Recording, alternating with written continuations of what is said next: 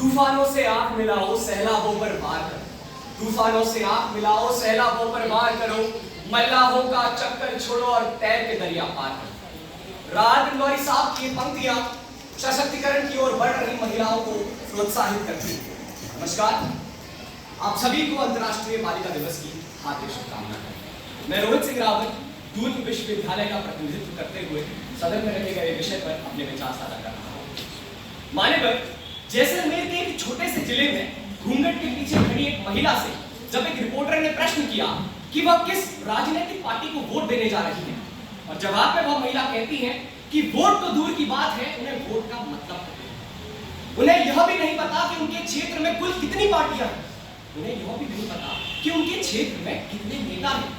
मान्यवर, आंकड़े यह भी साझा करते हैं कि भारत में 50% से अधिक महिलाओं को यह तक नहीं पता कि मतदान उनका संवैधानिक अधिकार है, ना कि उनके पति, पिता या पुत्र के द्वारा दिया गया कोई आदेश।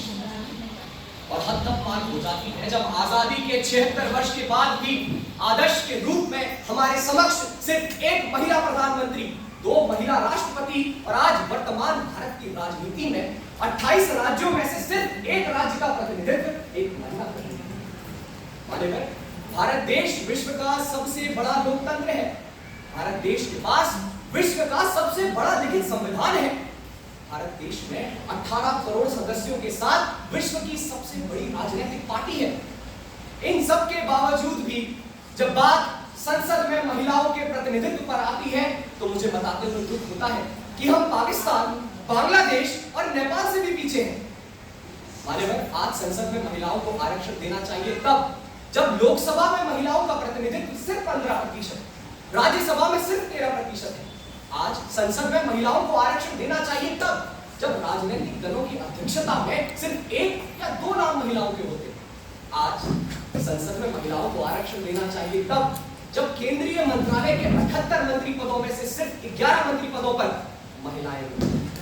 इन सभी समस्याओं को मद्देनजर रखते हुए मौजूदा सरकार ने 27 सालों से चले आ रहे संघर्ष और इंतजार को अपनी बहुमत के बल पर खत्म किया और नारी शक्ति वंदन अधिनियम को हकीकत बनाकर एक क्रांतिकारी फैसला लिया। अब हम सभी को यह बात समझनी होगी कि फैसले सही या गलत नहीं होते, उन्हें सही बनाया जाता है।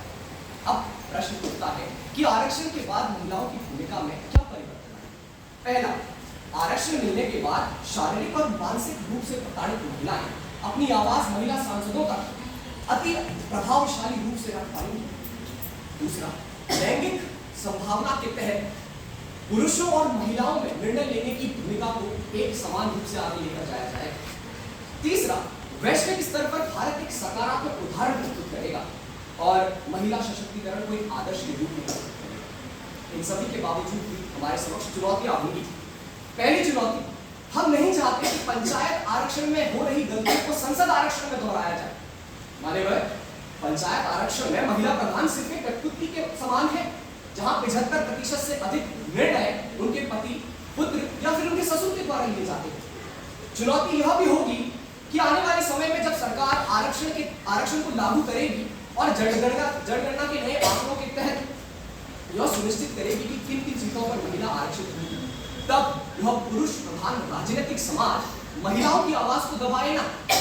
चुनौती यह भी होगी कि आने वाले समय में जब संसद में महिलाओं का प्रतिनिधित्व कम होगा तो वहां उनकी कमियां नहीं बल्कि समाज की विचारधारा होगी। आज हम 21वीं सदी के 23वें वर्ष में, आज देश की तस्वीर अलग है, आज देश के किरदार अलग है, आज देश की मांग अलग है। मान्यवर, आज देश मांग करता है कि हम संभावना की तरफ चले, ना कि सर्वनाश। महोदय, एक युवा होने के नाते अगर मैं इतना सक्षम हूं कि मैं इस देश के राजनीतिक खामियों को आप सभी के समक्ष रख सकता हूं, तो मुझे यह बताते हुए भी संकोच नहीं होता कि इस देश में महिलाओं का एक वर्ग ऐसा भी है जो इस देश को विकास और उन्नति की राह पर लेकर जा रहा है। मुझे बताते हुए गर्व होता है जब आर्या राजेंद्रन जैसी महिलाएं महज 21 साल की उम्र में अपने नगर त्रिवेंद्रपुरम का नेतृत्व कर उसे विकास की राह पर लेकर जाती है। मुझे बताते हुए गर्व होता है जब छवि रजावत जैसी महिलाएं शहर को छोड़, शहर की सुख सुविधाओं को छोड़ अपने गांव सोडा की सरपंच बनती है और देश में उज्ज्वलता की ज्योत जलाती है। मान्यवर, महिलाएं वह मशाल है जिन्हें देश के किसी भी कोने में रोशन कर पूरे देश को उजागर किया जा सकता है। क्योंकि इतिहास को भी बदला है, भूगोल को भी बदला है। जब जब महिलाओं ने हुंकार ली है, तब तब इस देश की तस्वीर को बदला है। अंततः हमें इस बात को समझना होगा कि महिलाओं के लिए संसद में आरक्षण का उद्देश्य किसी भी तरीके से सिर्फ और सिर्फ राजनीतिक ना होकर सामाजिक और व्यक्तिगत होना चाहिए। हमें समझना होगा कि संसद में महिलाओं के लिए आरक्षण का उद्देश्य किसी पार्टी विशेष को आगे बढ़ाना नहीं, बल्कि इस देश की 50% आबादी को उनका अधिकार दिलाना होना चाहिए।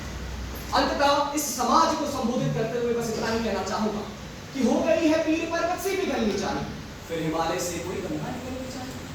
आज दीवारें पर्दों की तरह हिलने लगी हैं, शर्त लेकिन है कि ये बुनियाद होनी चाहिए। सिर्फ हंगामा